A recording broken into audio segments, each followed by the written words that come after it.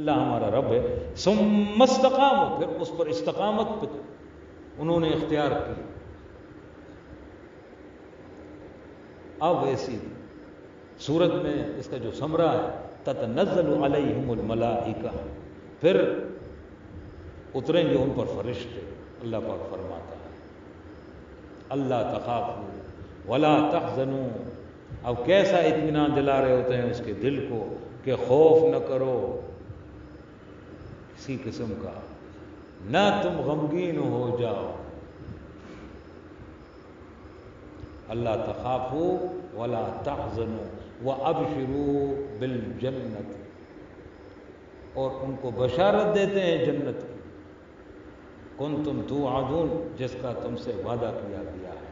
پھر آگے مزید نحن اولیاؤکم فی الحیات الدنیا، ہم دوست ہیں تمہارے اس دنیا کی زندگی میں بھی، وفی الآخرہ، ان کے لیے. یہ فرما دیا اللہ پاک نے.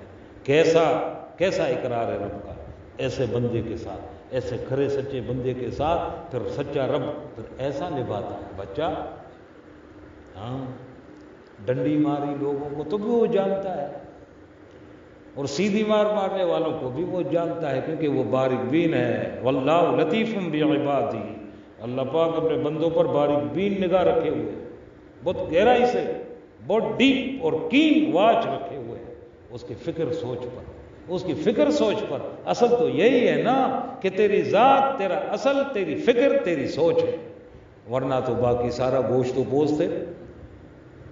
اس کو اللہ کیا کرے گا؟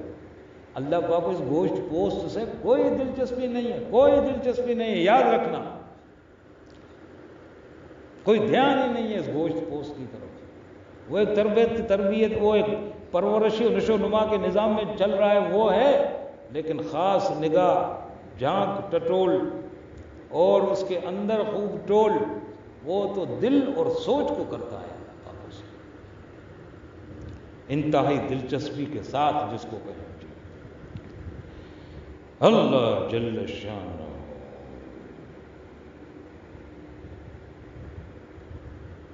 مگر توجہ تام، یہ جو مکمل توجہ ہے نا، توجہ یکسو ایک اللہ کی طرف، فل بھرپور اور بہت دیر تک کہ ہٹے کٹے نہ، وہ کیا ہے؟ بغیر پیر و مرشد کی تلقین کے یہ میسر ہی نہیں ہوتی. اپنے آپ سے کوئی ایسا بن ہی نہیں سکتا جب تک کہ کسی پیر کی تلقین نہ ہو اور اس کی توجہ پر توجہ نہ ہو. خود سے نہیں ہوتا. پیر اس لیے ہوتا ہے، پیر تربیت کرتا ہے بندہ بننے کی. پیر تھوڑی کوئی خدا ہوتا ہے.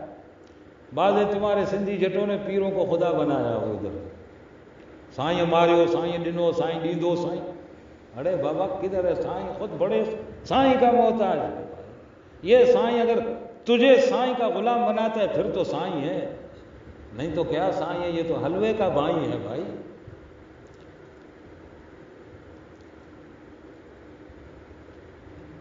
اگر پیر و مرشد اپنی صورت کے تصور اور حضوری کے لیے کہے، کسی مرشد کسی مرید کو اگر پیر کہے کہ تو میری صورت کا تصور ٹکا، جمع، اس کو سامنے اپنے بٹھا، صورت کو میری، پیر اگر کہے مرشد اپنے مرید کو،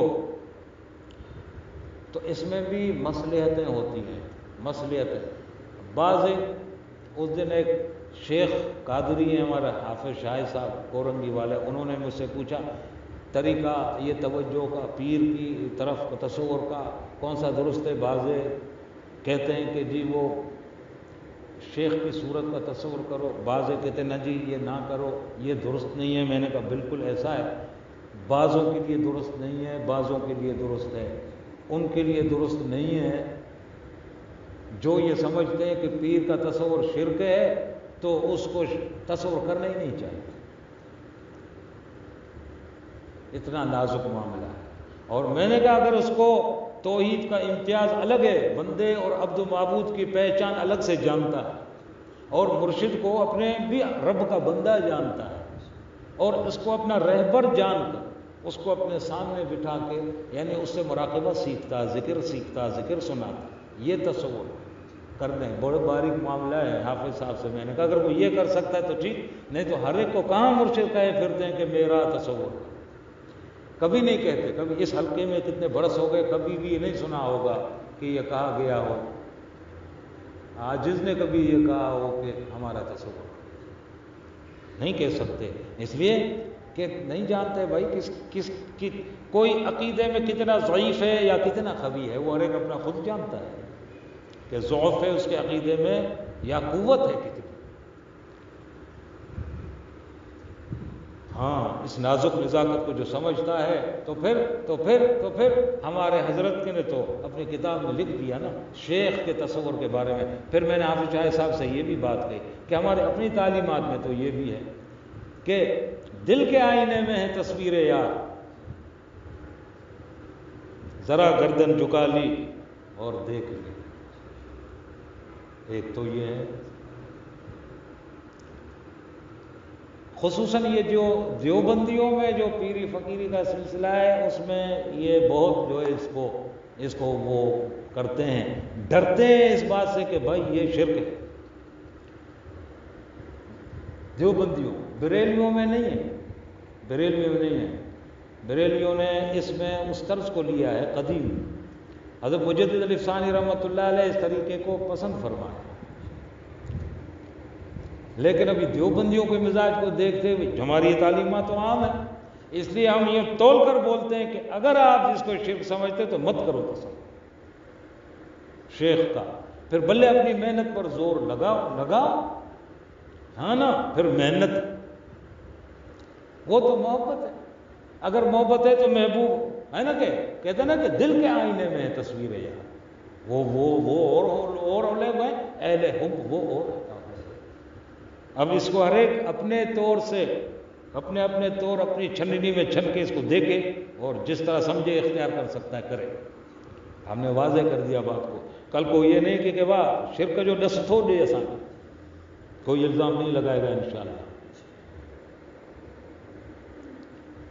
اور کوئی یہ بھی نہیں کہے گا کہ اس نے جو اس سلوک کی رہنمائی میں کمک اور مدد کی، اس